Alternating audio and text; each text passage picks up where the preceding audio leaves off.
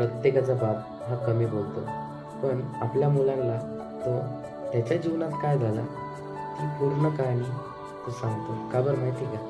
त्याला माहिती असतं की आपल्या जीवनात जे काही वाईट घडलं किंवा ज्या काही गोष्टी घडल्या त्या पुन्हा आपल्या मुलांच्या जीवनात घडू नये त्याच्यासाठी तो आपल्या मुलांना आधीच सावध करत असतो. त्याला वाटतं की आपला पोरगा पडला नाही पाहिजे, तर पक्ष्यावानी आकाशात उडला पाहिजे, ही त्या बापाची इच्छा असते. मग तो म्हणजे त्याचे काय म्हणतात ना, खिसा खिसा फाटका का असाना किंवा पॉकेटात पैसे का नसाना, पण त्याची इच्छा म्हणजे आपल्या पोराला राजा करून ठेवण्याची असते किंवा त्यांनी स्वतःच्या पायावर उभं करण्याची त्याची इच्छा असते.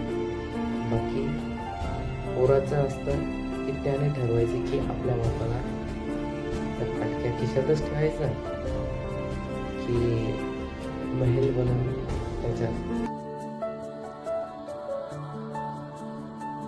जी ना ती इच्छा जी लहानपणी तुम्ही मागितलं आणि त्यांनी कधी दिलं नाही आणि त्यांच्याकडे असो नसो तरी पण कुठून ना कुठून काही ना काही करून आणायचे, तर तुमच्या हातात आहे. तुम्ही ते रिटर्न तर नाही म्हणता येणार, पण तुम्ही त्यांची इच्छा पुरी केली पाहिजे, एवढंच. बाकी बाप असतो.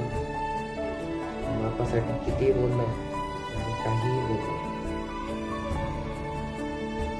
ते संपतच नाही. जय शिवराय.